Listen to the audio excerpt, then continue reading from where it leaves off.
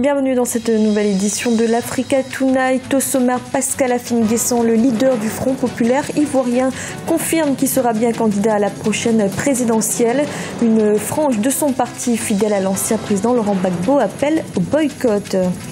Lancement de la campagne Congo Désir en République démocratique du Congo, un mouvement qui s'oppose clairement à un troisième mandat du président Joseph Kabila. Et un Camerounais à la vice-présidence de la Fédération internationale d'athlétisme. Il s'agit d'Ahmad Kalkaba Malboum, président de la Fédération africaine de la discipline. Mais tout d'abord, au Mali, la mission des Nations Unies a décidé de créer une zone de sécurité autour de la ville de Kidal pour protéger les civils des combats entre mouvements armés. Une décision dénoncée par le gouvernement qui indique ne pas avoir été consulté. Pour Bamako, la mesure doit aller au-delà de Kidal pour s'appliquer à toutes les zones exposées aux risques sécuritaires.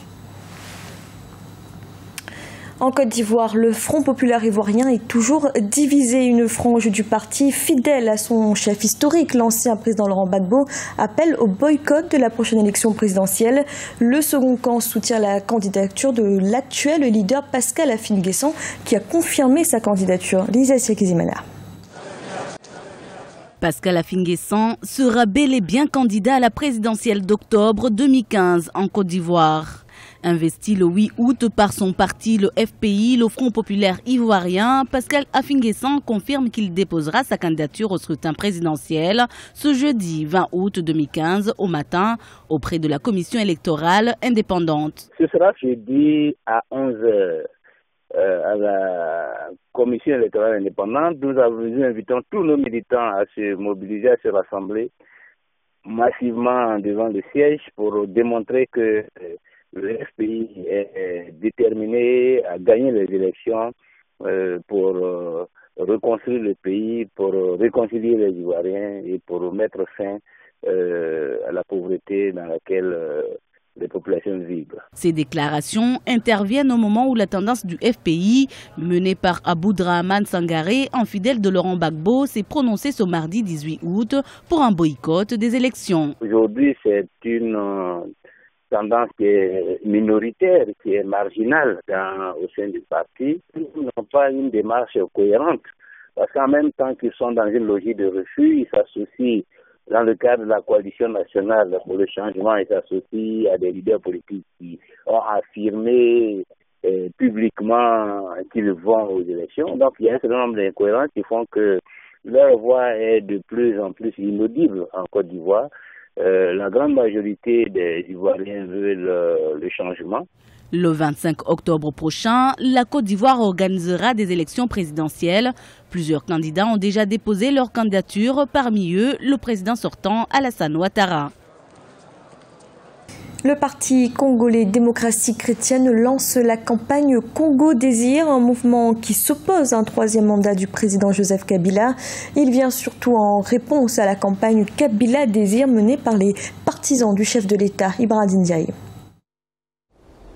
Riposte de l'opposition congolaise suite au lancement de la campagne Kabila Désir, lancée par le ministre congolais en charge des relations avec le Parlement, Trifon Kinkiei Moulumba, et qui a pour objectif de soutenir la candidature du président Joseph Kabila à la prochaine présidentielle. Ce mardi 18 août, le mouvement Congo Désir a vu le jour dans la capitale française, Paris, un mouvement initié par le secrétaire général de la démocratie chrétienne, Frédéric Kita Boukoussou, et qui vise à s'opposer aux partisans d'un troisième mandat du président congolais. Congo Désir est une campagne politique populaire qui vise à promouvoir un mouvement citoyen dont l'objectif principal est celui de fédérer toutes les sensibilités politiques pour barrer la route aux promoteurs de valeurs anticonstitutionnelles, je dis bien, qui veulent continuer à gouverner par défi et en violant impunément notre constitution. Le programme de Congo Désir s'articule sur plusieurs axes et se veut une alternative citoyenne à la mouvance présidentielle. Selon les membres de Congo Désir, un troisième mandat du président Kabila sera inconstitutionnel. Des accusations que refute la majorité présidentielle. Moi, en tant qu'initiateur de cette association Kabila Désir, je veux d'abord pouvoir remettre le pays dans ce qu'il le réalise et le président de la République dans ce qu'il le réalise. C'est un homme, vous savez, ce pays a connu 4 présidents. Il y a eu Mobutu, d'abord Kasavubu, puis Mobutu, puis Kabila père et Kabila fils. De tous les 4 présidents, le seul qui ait pu déployer une vision aujourd'hui à la tête du pays, eh bien c'est Kabila fils. Rappelons que la présidentielle en République démocratique du Congo est prévue en 2016. Et la République démocratique du Congo a décidé de faire valoir le principe de pollueur-payeur. Les autorités demandent au pays industrialisé de lui verser 21 milliards de dollars pour financer des programmes de préservation de la forêt congolaise, la plus grande d'Afrique. Une proposition qui sera soumise lors de la conférence sur le climat à Paris le 30 novembre prochain. Du sport à présent, la Fédération internationale d'athlétisme tient jusqu'à ce jeudi son 20e congrès en Chine, l'occasion d'élection à la tête de l'organisation. Le Camerounais Ahmad Kalbaka Malboum a notamment été élu vice-président. Jean-César Ndiangé et Alioune Guindo. Le Camerounais Kalbaka Malboum a été élu ce mercredi 19 août 2015 vice-président de l'instance mondiale de l'athlétisme. L'élection a eu lieu à Pékin, en Chine, où la Fédération internationale d'athlétisme tient son 50e congrès jusqu'à ce jeudi 20 août. Une fierté pour l'athlétisme continental et particulièrement pour le peuple camerounais.